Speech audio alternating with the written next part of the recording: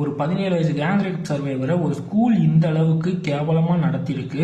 அவங்களுக்கு ஆல்ரெடி அவங்களுக்கு நடந்த விஷயங்கள்லாம் அவங்க ட்ராமாட்டிக்காக இருந்திருப்பாங்க.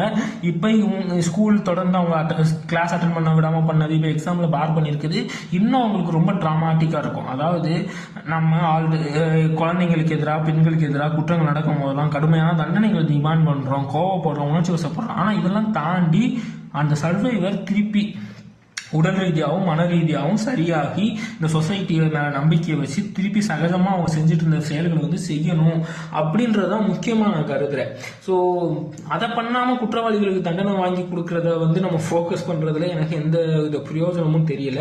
ஏன்னா தண்டனைகளால் குற்றங்கள் குறைய வாய்ப்பில்லை. ஆனால் சர்வைவர் வெளியே பேசும்போது, அவங்களுக்கு நடந்த கொடுமைகளை வெளியே பேசும்போது அடுத்து இன்னொருத்த இந்த குற்றத்தை பண்ணுறதுக்கு பயப்படுவான்.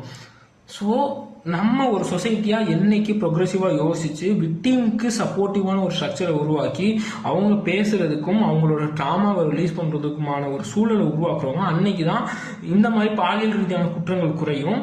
இப்போ ஒரு ஸ்கூலே இந்த மாதிரி பண்ணிட்டு இருக்கு, ஸ்கூலே விக்டிம் பிளேம் பண்ணிட்டு இருக்குன்னா அப்போ இந்த சமூகம் எந்த இடத்த நோக்கி போயிட்டு இருக்கு, இது எந்த அளவுக்கு ரெக்ரெசிவான சொசைட்டியாக உருவாகிட்டு இருக்குன்னு நினைக்கும் போது இருக்க ஒவ்வொரு தனி மனிதனுக்கும் இது ஒரு பயத்தை கொடுக்கணும்.